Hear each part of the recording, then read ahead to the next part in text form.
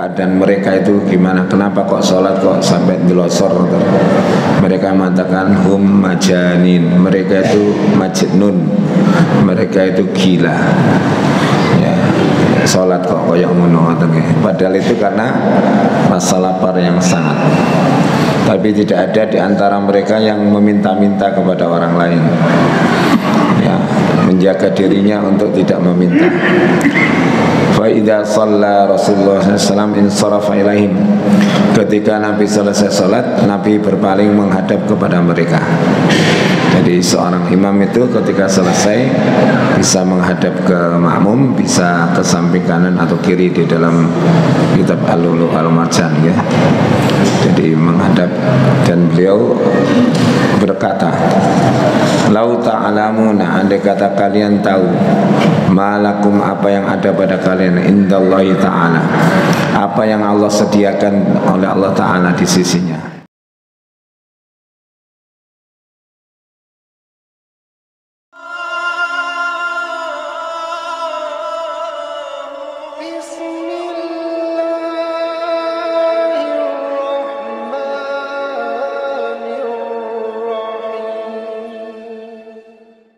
Assalamualaikum warahmatullahi wabarakatuh. Innal hamdalillah nahmaduhu wa nasta'inuhu wa nastaghfiruh wa na'udzu billahi min shururi anfusina wa min sayyiati a'malina. May yahdihillahu fala mudilla lahu wa may yudlil fala hadiya lahu. Asyhadu an la ilaha illallah wahdahu la syarika lahu wa asyhadu anna Muhammadan abduhu wa rasuluh. Allahumma salli ala Muhammad wa ala alihi wa ashabihi ajma'in, amma ba'du. Qala Allah Ta'ala fi kitabil karim, ya ayyuhalladzina amanu taqullaha haqqa tuqatih wa la tamutunna illa wa antum muslimun. Amma ba'du, alhamdulillah, mari kita senantiasa memuji syukur pada Allah Subhanahu wa Ta'ala atas segenap nikmat yang kita terima dari Allah Ta'ala, dicurah limpahkan, baik yang kita minta maupun yang kita tidak memintanya. Salam salam mudah-mudahan terlimpahkan kepada Nabi kita Muhammad sallallahu alaihi wasallam. Hadis nomor 25 atau 512.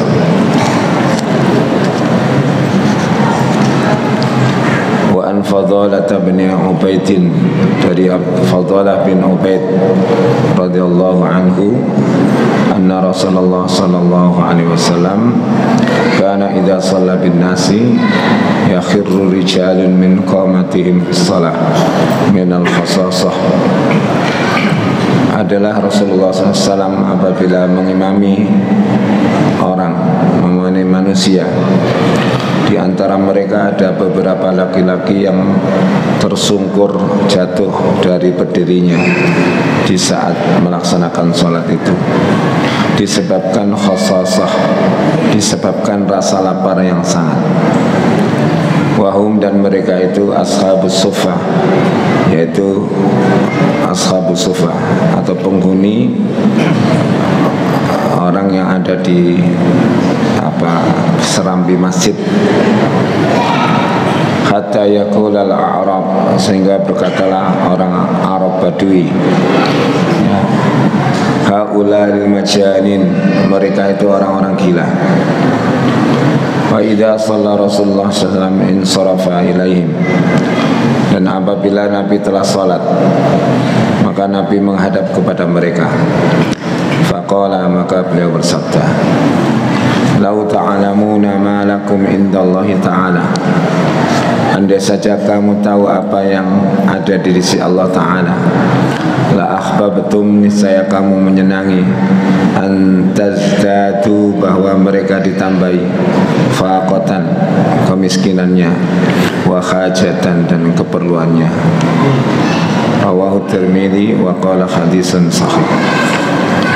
Ya, dari Fadalah bin Ubaid radhiyallahu an menceritakan bahwa ketika Rasulullah SAW itu mengimami sahabat, para manusia saat itu, ternyata ada beberapa rijal itu jamak dari rajul, beberapa laki-laki ashabul suffah yang sampai terjatuh dari berdirinya disebabkan oleh rasa lapar yang sangat. Ini menunjukkan bahwa mereka punya jiwa mujahadah, selalu berjuang bersungguh-sungguh untuk melaksanakan ibadahnya kepada Allah Subhanahu wa Ta'ala, sekalipun dalam kondisi yang sangat kekurangan. Ini yang kita bisa petik dari hadis ini. Tambah lagi kita yang dalam keadaan kenyang, ya, mereka dalam keadaan lapar pun masih mendatangi sholat berjamaah, dan mereka berusaha untuk berdiri sekalipun akhirnya mereka jatuh tersungkur karena laparnya. Dan mereka itu adalah ashabus suffah, orang-orang yang miskin yang menghuni serambi masjid, yang mereka memang tidak bekerja. Mereka menunggu uluran tangan orang lain, dan mereka belajar ilmu dengan Rasulullah, termasuk diantaranya mereka adalah sahabat mulia Abu Hurairah itu. Hatta yaqulul Arab, sehingga orang-orang Arab Badui, orang pendatang yang tidak tahu keadaan mereka itu gimana, kenapa kok sholat kok sampai dilosor, mereka mengatakan hum majanin, mereka itu majnun, mereka itu gila, ya, sholat kok koyok ngono. Padahal itu karena rasa lapar yang sangat. Tapi tidak ada di antara mereka yang meminta-minta kepada orang lain, ya, menjaga dirinya untuk tidak meminta. Fa idza shalla Rasulullah SAW insarafa ilaihim, ketika Nabi selesai salat, Nabi berpaling menghadap kepada mereka. Jadi seorang imam itu ketika selesai bisa menghadap ke makmum, bisa ke samping kanan atau kiri di dalam kitab Al-Lu'lu' Al-Marjan, ya. Jadi menghadap, dan beliau berkata, lau ta'alamuna, andai kata kalian tahu, malakum, apa yang ada pada kalian, indallahi ta'ala, apa yang Allah sediakan oleh Allah Ta'ala di sisinya. Jadi orang yang miskin dihibur Allah Rasulullah SAW dengan keadaan mereka, dengan kelaparan mereka, supaya mereka tetap sabar menghadapi kehidupan ini.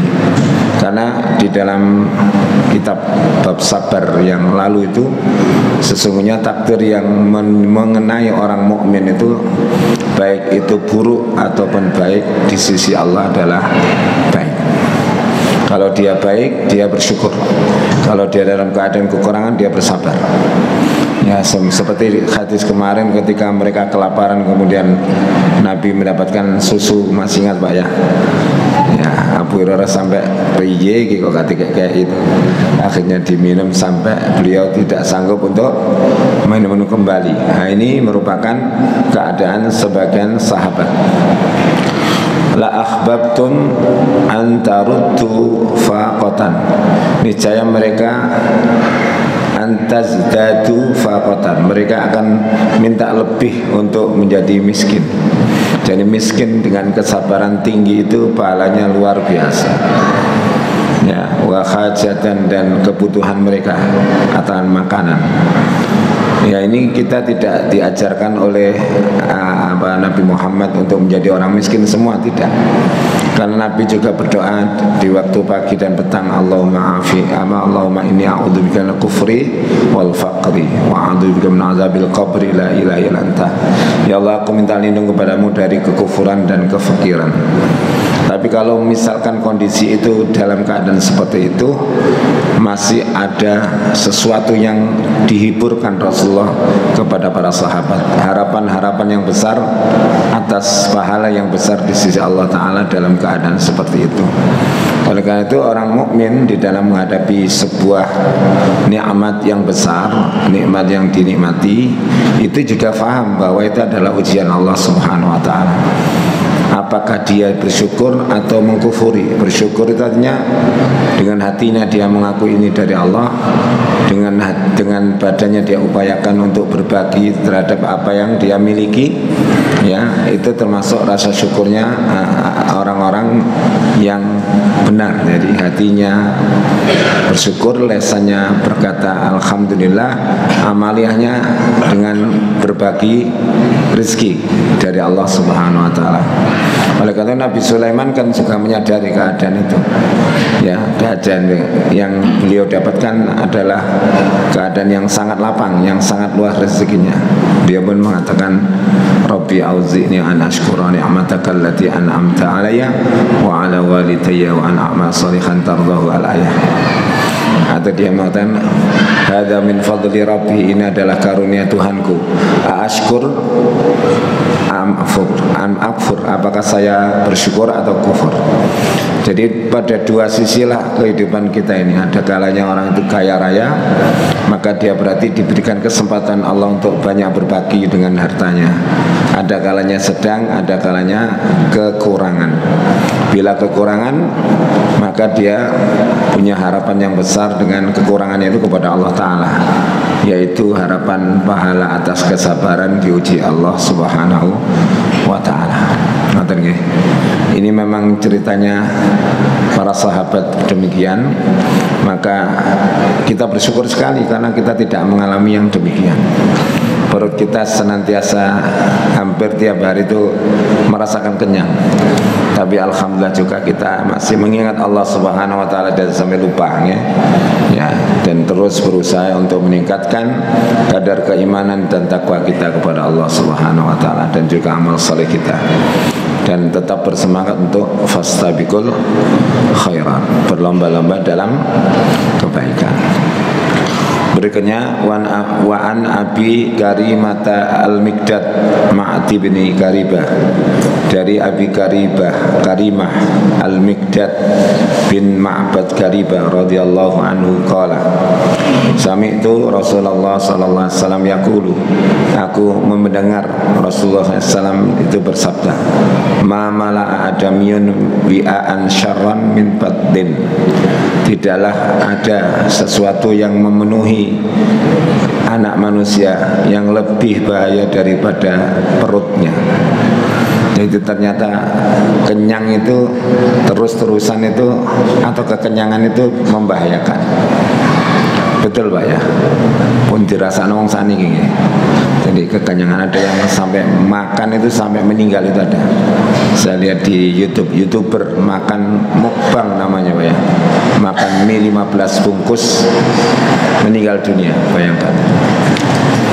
Ya, ini cara makan yang menyalahi aturan, baik aturan agama pun aturan kesehatan. Perempuan Pak mati dalam keadaan kekenyangan, dan tidak ada sesuatu yang lebih buruk, lebih bahaya daripada perutnya manusia. Dan ini juga kalau kita lihat keterangan-keterangan para dokter, memang penyakitnya orang sekarang itu kebanyakan dari gaya hidup, bukan lingkungan yang kotor atau apa, dari gaya hidup kebanyakan. Jadi penyakitnya orang modern itu adalah dari gaya hidup mereka. Sehingga panjenengan bisa lihat orang usia 28 bahkan masih 21 sudah kena penyakit stroke, bahkan diabetes itu sudah melanda anak-anak SD ya, SMP. Ini juga dari makanan. Makanya kalau Al-Quran menyatakan kulu min rizqillahi halalan thayyibah, itu betul. Makanlah dari rezeki yang Allah berikan yang halal lagi baik, halal dan baik. Tidak cukup halal saja tapi baik, yaitu thayyib ya, bagus untuk tubuh kita. Dan tujuan kita makan itu untuk hidup, atau makan untuk hidup, atau hidup untuk makan. Dan makan untuk hidup. Kalau hidupnya untuk makan, kan sama dengan hewan kita. Hidupnya hanya untuk makan. Kalau orang itu hanya mengejar apa yang isi perutnya, tidak ada kualitasnya Pak. Bihasbi Adam ukulatun yukimna sulbah, kata Nabi, cukuplah bagi anak Adam itu beberapa suap supaya tulang punggungnya ini tegak. Jadi makan itu nggak usah banyak-banyak, kata Nabi, pokoknya bisa menegakkan tulang punggung. Ini mohon maaf ya, ada yang hobinya makan ini perlu dikendalikan. Hobi kok makan. Hobi itu apa Pak? Ya terserah, kan ada dulu waktu kecil saya baca itu hobi makan bakso gitu kan gitu ya. Jadi ini perlu dikendalikan. Dan puasa itu salah satu cara pengendalian terhadap syahwat makan. Dan alhamdulillah Ramadan itu 1 bulan kita diwajibkan untuk berpuasa.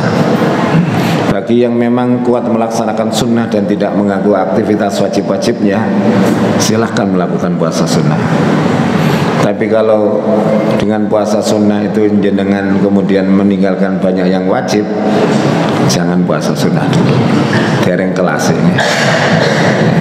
Karena ada beberapa santri di pondok itu puasa, ternyata kepalanya ditaruh saja di atas meja ketika pelajaran.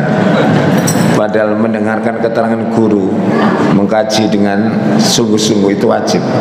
Kata teman saya, semangat wae. Ya, karena memang belum waktunya. Dan kata Syekh Hasan Al-Banna, itu beliau mengatakan sesungguhnya ketaatan itu selangkah demi selangkah tidak lebih buruk dari sebuah loncatan. Meloncat itu jangan nggak kuat Pak. Sini Bung Rase kan nggak terlalu jauh. Coba sampean sprint nek tutuk. Sing umure 40 nggih. Sprint ya, lari cepat. Tapi kalau jenengan jalan pelan sampai. Dan begitulah taat kepada Allah Subhanahu wa taala. Melalui tahapan-tahapan yang harus terstruktur bagus. Oleh karena itu kewajiban itu dilakukan dulu dengan sempurna, baru kesunatan. Saya contohkan Pak ya, di luka saat Ramadan ya. Lho enten wong salate gak jangkep tarawih merotoli lah. Kok gak tahu latihan. Salatnya lho mek maghrib be isya, marono tarawih. Ya, belum setengah mainan sudah tewas. Makanya jangan perhatikan saja siapa yang sampai akhir, yaitu orang-orang yang terlatih tiap harinya. Bukan perkara hebat, karena terlatih saja. Ponakan saya marinir itu bisa nyebrang salat Madura, termasuk jamaah saya sekarang jadi takmir masjid itu salat Madura, itu paling tua, marinir paling tua itu. Kenapa mereka bisa? Karena mereka berlatih berbulan-bulan itu Pak latihannya. Gak moro-moro jekur terus kongon menang, yuk kelem ya. Kan begitu. Semuanya itu karena latihan. Orang bisa zikir, baca Quran lama, bertafakur bagus, itu karena semuanya ada latihannya. Ya, tobakon an tobak, dari satu tingkatan ke tingkat berikutnya, nggak langsung meloncat. Ya, ada orang itu sekali duduk 2 juz, ada. Anak sing sekali duduk 2 lempir, ya nggak apa-apa. Nah memang kemampuannya beda. Yang penting niku bentino. Pun nek atine susah tok. Atine susah maca Quran, ya betul itu betul. Tapi nek wis seneng ditutup. Itu namanya Gusti Allah kayak tambal butuh. Nek butuh jenengan kula mriko Gusti nek mboten niku menung saya sampeyan ngoten moring-moring. Apalagi Allah enggak pantas sekali kita perlakukan seperti itu. Ya, gare wong suudzon kan ngoten niku kan. Ben moro utang, moro dikira utang namanya, padahal jangan gawe panganan. Makanya janganlah kita mendekati bersahabat atau sebuah dasar karena kebutuhan kita. Bersahabat ya karena Allah, berteman karena Allah, ngaji semua kumpul ya karena Allah.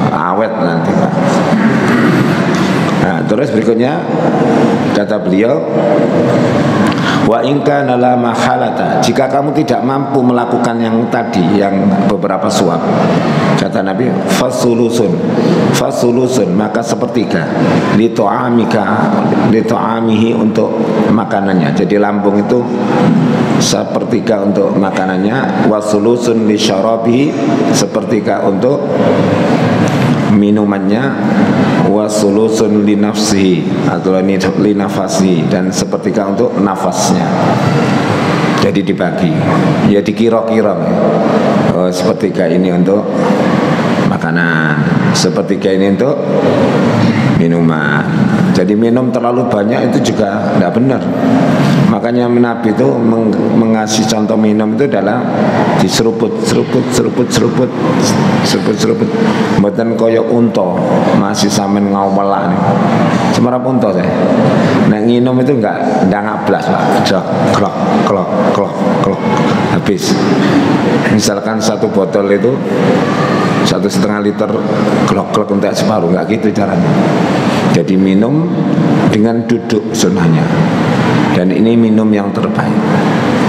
Ya, jadi dengan duduk. Sekalipun minum dengan berdiri boleh, tapi sunnahnya dengan duduk. Ya, seperti itu. Jadi mesin pun seperti itu ya. Kalau kita kondisi mesin sepeda motor ya, olinya itu kan ada ukurannya.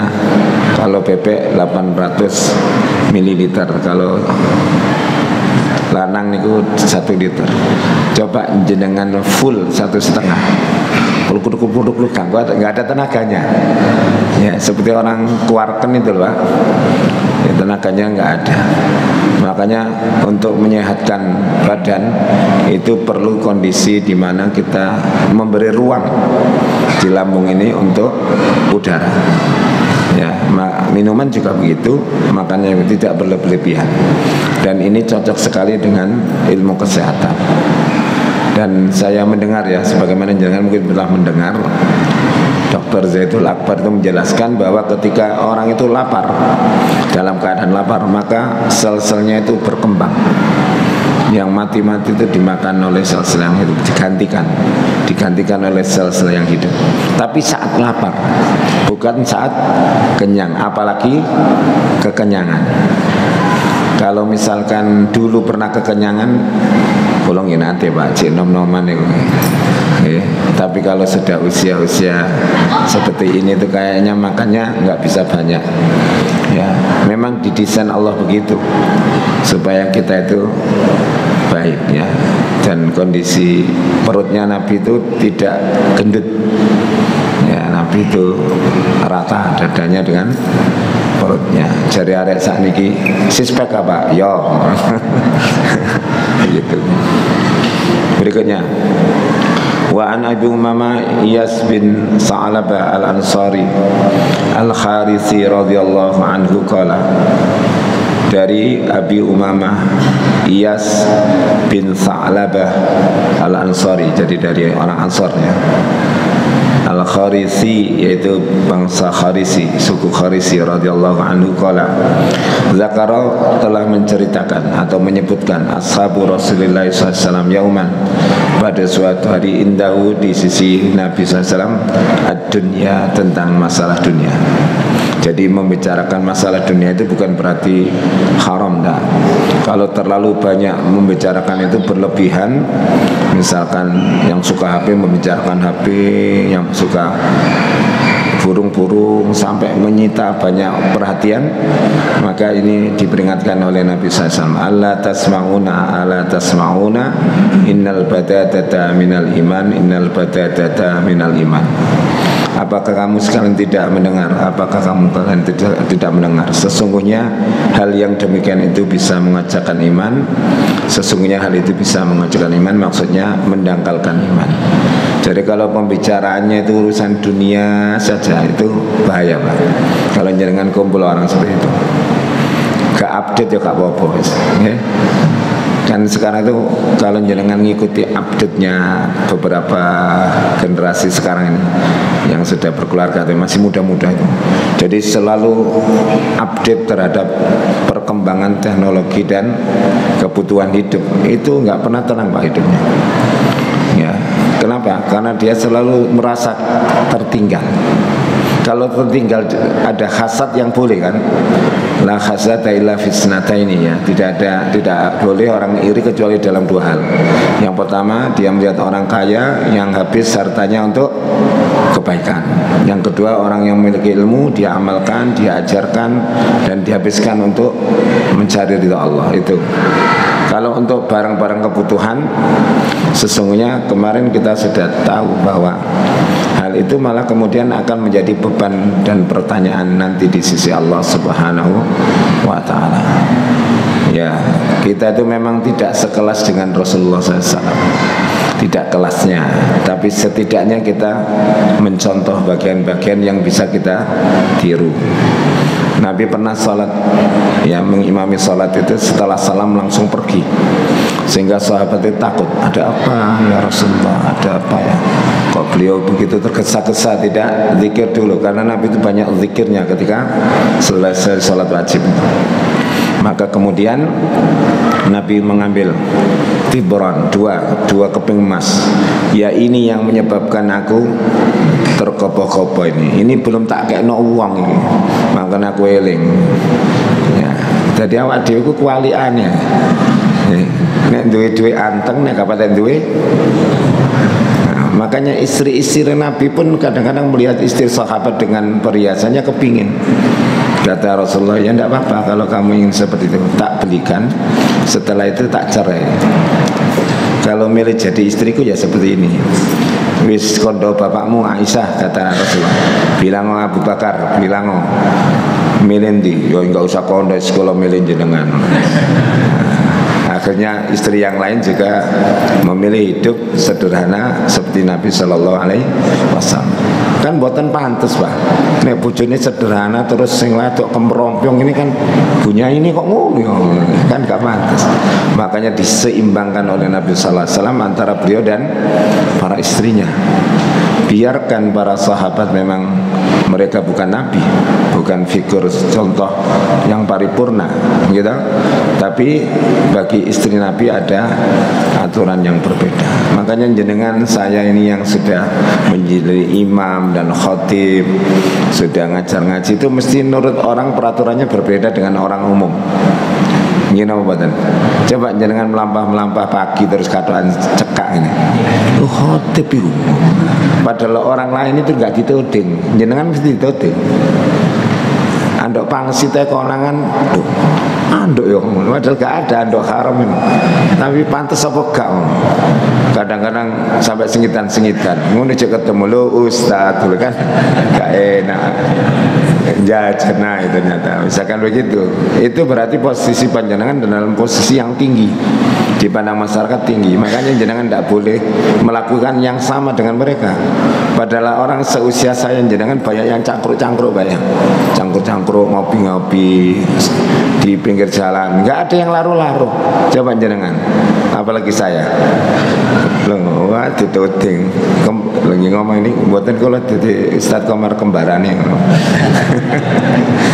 Kan ada anak-anak begitu Pak, ada anak-anak itu sekolah ya, sekolah kemudian ketemu gurunya itu tidak jilbaban Pak, padahal di sekolah itu jilbaban, dia ketemu di mall nggak jilbaban, terus cerita saya kita difitnah ini, karena seharusnya kan apa yang mereka lihat di sekolah itu tercermin dalam kehidupan sehari-hari. Pak, saya ketemu Bu Anu loh gini-gini, tutup kembarannya. Kalau kan ngatakan biar tidak panjang-panjang. Ya asli ini deh ini. Anjane kembar kan Pak. Memang dirinya dia. Cuma saya tidak ingin murid itu membicarakan aibnya sehingga nanti malu guru itu. Ya kita tutupi supaya tidak berpanjang-panjang. Ya, kamu juga gitu, jangan sekolah tok jilbaban, gua ketemu aku teng topan, tanggap kembarane, nah kan begitu. Ya jangan pula kalau ngaji saja pakai kerudung menyesuaikan tempat. Kan ada orang itu menyesuaikan tempat. Kerudungan kalau di acara-acara tertentu, pakai pakaian yang trendy di acara-acara tertentu. Napa ngoten iki? Insyaallah mboten enten. Saya khusnudzon saja. Pokoknya nasi kembar kula anggap dulure. Berikutnya an Abi Abdillah bin Jabir bin Abdillah radhiyallahu anhuma, dari Abi Abdillah Jabir bin Abdillah radhiyallahu anhuma, dia bercerita qala ba'asana Rasulullah SAW, Rasulullah telah mengutus kami, wa ammara alaina Aba Ubaidah, dan yang memimpin kami adalah Abu Ubaidah. Ini Abu bin Jarrah, ini terkenal sangat cekatan dalam menunggang kuda dan beliau ahli di dalam peperangan.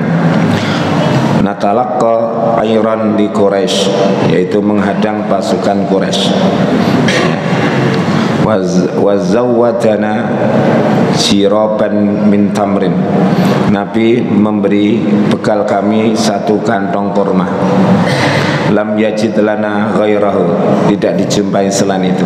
Jadi pasukannya diutus menghadang orang Quraisy, diberi sekantong kurma. Fakana Abu Baidah yu'tina tamrotan. Kemudian Abu Baidah pemimpinnya memberi kami satu butir kurma. Bayangkan Pak, perang di sana ini sebutir kurma karena terbatas. Faqila kaifa kuntum tasna'una biha. Lalu dikatakan, ada orang yang tanya, bagaimana kamu memperlakukan kurma yang seperti itu, ya, yang seperti itu. Namassuha kama yamassus sabi. Ya saya emut nih, dimut nih. Napa nggih bahasa Indonesia dimut ini apa? Dihisap sebagaimana bayi menghisap. Dimut kurma. Karena cuma satu. Summa nasrabu 'alaiha minal ma. Kemudian minum air yang banyak. Cek kerasan apa? Warna. Fatakfina yaumana ilal lail. Dan itu mencukupi saya sampai malam. Jadi mau tidur itu makan kurma satu, diminumi air yang banyak. Jadi potongnya dibujuki nggih. Wa kunna nadribu bi ba'dihha khabata. Dan di antara kami ada yang memukul dengan tongkatnya dedaunan. Sunnah bulu bilma. Kemudian kami basahi dengan air. Lalu kami makan. Jadi tongkatnya itu digecek ngeten dikai banyu, makan daun. Sampai begitu. Dan orang perang memang kondisinya seperti itu kadang-kadang terjadi. Ya, kita tinggal menikmati Islam ini. Fantalaqna ala sakhilil bahri. Lalu kami berangkat di pinggir laut. Farufi alana ala sakhiril bahri kaihatil kayyabi al-zahmi. Lalu kami melihat ada seperti bukit pasir, ya, bukit yang besar. Fa'atainahu fa'idahya zabah. Ternyata ketika kami datangi, itu bukan bukit tapi adalah ikan yang sangat besar. Ikan paus itu Pak, ya, yang disebut nahnu, ya, tud'a disebut itu ambar. Jadi ikan ambar itu kalau di bahasa kita ya ikan paus. Ikan paus itu lah gedene sak omah Pak. Nah, kalau paus biru itu ya besar. Faqala Abu Ubaidah maitah. Kata Abu Ubaidah, itu bangkai. Memang kalau paus itu terdampar, mati kan terdampar di pinggir, itu sudah jadi bangkai. Tsumma qala la bal nahnu rusulu Rasulillahi SAW wa fi sabilillah. Tidak mengapa, karena kita ini adalah utusan Rasulullah dan pada perang fi sabilillah. Wa qadid turirtum fakulu. Dan ini terpaksa, maka makanlah kalian, ya. Jadi ikan itu dipotong-potong dimakan. Besarnya kayak bukit. Nanti ada di situ ceritanya, besarnya luar biasa. Kalau jenengan lihat di Discovery Channel, memang kadang-kadang ikan paus itu melebihi besarnya kapal Pak, ya. Perahu yang nelayan itu kalau besar ini ikannya. Pokoknya lubang matanya nanti dimasuk orang 13 itu cukup. Kemudian fakulu fa'aqamna alaihi sahran. Kami makan ikan itu dan kami tinggal di situ selama sebulan. Tadi kan hanya makan kurma, kemudian ngombe banyu. Niki kadang ketemu rezeki ini kau padi. Ya, rezeki ini gede ini luar biasa. Wa nahnu salasu mi'atin. Dan kami ini jumlahnya 300 orang. Jadi 300 orang. Hatta saminan. Kami menjual dari gemuk semua karena makan ikan itu. Jadi gemuk-gemuk tentaranya. Karena apa? Tinggal di sekitar situ dan makan ikan. Ada yang didendeng, ada yang pokoknya dimasak bagaimana. Walaqad ra'ayna na'tarifu min waqti ainihi bil kulal. Lalu kami ya mencongkel matanya, kedua mata itu, dan meletakkannya di tempayan. Ya, bil kilali ad-duhna, yaitu kami ambil minyaknya. Jadi diambil, matanya diambil kan lubang, itu ada minyaknya diambil, saking besarnya ikan. Terus berikutnya faqta'a minhul kidaro kasaur awi ka qadri saur, maka kami memotong-motong ikan itu seperti kerbau, dipotong-potong. Ya kerbau itu kecil Pak kalau dibanding ikan paus, itu dipotong-potong sebesar-besar itu, ya seperti potongan-potongan sapi atau kerbau. Ya. Laqad akhadha minna Abu Badah salasa asyara rajulan fa'aqadahum fi wafdi ainihi. Lalu Abu Ubadah sebagai pemimpin memerintah 13 orang laki-laki untuk masuk ke dalam lubang matanya. Sak pundi iki. Gedene wong 13 mlebu. Jadi besar sekali ikannya ini. Fa'akhadha dhil'an min adla'ihi. Lalu kami memotong atau mengambil rusuknya dari rusuk-rusuk tulang ikan itu. Fa'aqama, lalu kami tegakkan. Ya, summa rakhala a'dama ba'iran ma'ana famarra min tahtiha. Lalu kami tuntun onta yang paling besar, itu masih di bawah tulang rusuk itu. Jadi tulang rusuknya ditegakkan begini, dilewati onta itu loh, bisa. Wis bayangannya ya nopo nggih iwake. Besarnya luar biasa. Dan itu memang ada yang di laut itu seperti itu. Hewan terbesar itu hewan laut Pak. Ya. Laut kan lebih luas daripada daratan. Dan Allah itu ngopeni ikan sak laut itu gak tahu sambatan. Gitu. Jenengan itu ngingu lele pirang-pirang kolam itu satu hari misalkan satu sak itu kualannya benar. Ya, harus hubungan dengan papan untuk disuplai. Itu Allah itu memutar ini tok seret kabeh war. Ya. Tapi yang aneh paus yang begitu besar makanannya lo plankton Pak. Kau pedih ini ngono mangan urang, mangan plankton ya. Disaring seret parah. Itu kehebatan Allah Subhanahu wa taala. Jenengan pernah ketemu ikan pindang kurus Pak? Nek lele kuru aja ono. Ndase gede peran sing senyum gak pinter. Tapi kalau ikan ya, ikan laut rata-rata segar-segar, gemuk-gemuk.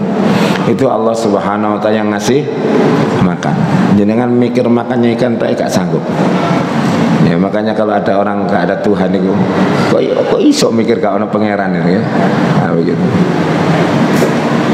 Kemudian di sini sebutkan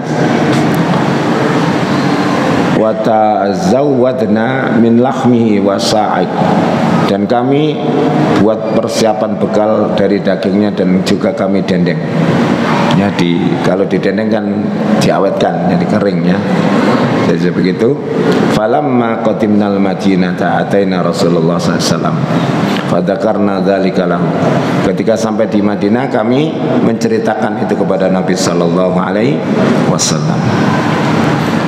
Faqala huwa rizqun akhrajahu Allahu lakum. Ya. Karena tadi kan disampaikan itu bangkai dan kami terpaksa makan. Padahal bangkai ikan itu halal. Bangkai ikan itu halal. Bukan anjing laut loh Pak ya. Anjing laut itu bukan ikan. Pokoknya di laut bangkai ayam di laut halal, gak begitu. Jadi bangkai lautan itu maksudnya ya al-bahru al-halalu maitatuhu wa damu ya. Jadi bangkainya halal adalah ikan-ikan yang ada di lautan itu halal. Makanya jenengan kalau makan ikan nggak perlu tanya halal haramnya, kecuali iki diformalin tak gak mengoten. Karena kalau ikan asin itu yang diformalin itu putih, terus lalat nggak mau mendekat. Kalau ada lalatnya berarti aman. Sama dengan sayur itu, kalau lobang-lobang itu berarti aman karena ulat mau makan. Kalau mulus itu mencurigakan. Ya, mencurigakan.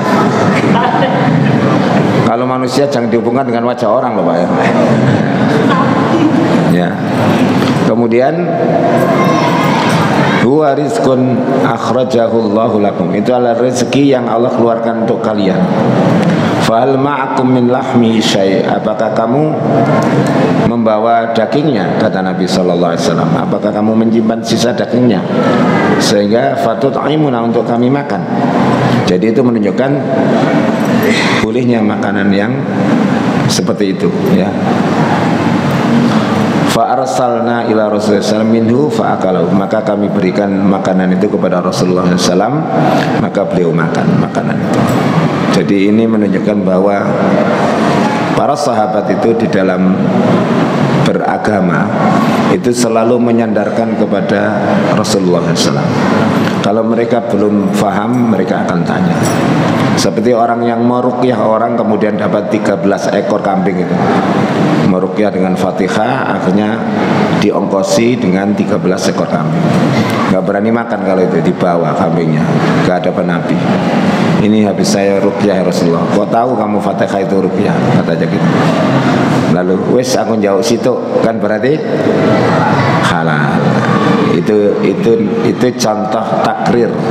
Nabi tidak bilang itu halal, tapi Nabi langsung minta. Itu berarti halal. Tapi ketika Nabi disembelihkan dhab itu adalah kadal gurun pasir, Nabi tidak memakannya. Tapi Nabi tidak melarang sahabat untuk memakannya. Berarti hukumnya makruh itu. Nabi nggak suka. Seperti Nabi juga tidak makan makanan yang ada bawang putihnya dan bawang merahnya. Aku tidak mau makan makanan yang ada bawang putihnya, bawang merahnya. Kenapa ya Rasulullah, kata sahabat? Aku ini sering ngomong dengan orang yang kamu tidak pernah ngomong. Yaitu saya itu sering ngomong dengan malaikat. Malaikat itu tidak suka bau bawang putih. Berarti malaikat nggak suka ke dapur ya. Nggak suka, baunya nggak suka. Makanya Nabi menghormati tamunya sehingga tidak makan bawang putih. Sekarang sahabat dipersilahkan. Nah, seperti itu Pak ya. Maka itulah kisah yang disampaikan oleh sahabat supaya kita tahu begitu dekatnya Nabi SAW dengan para sahabatnya, begitu sayangnya beliau, begitu hormatnya mereka kepada Rasulullah SAW, sehingga mereka patuh sekalipun disuruh perang hanya diberi bekal apa? Kurma kantong. Mudah-mudahan itu bisa menginspirasi kita untuk mematuhi Nabi Muhammad SAW dan mencintainya serta sahabatnya. Saya kira cukup ini, mudah-mudahan bermanfaat. Subhanakallahumma wa bihamdika asyhadu an la ilaha illa anta astaghfiruka wa atubu ilaik. Wassalamualaikum warahmatullahi wabarakatuh.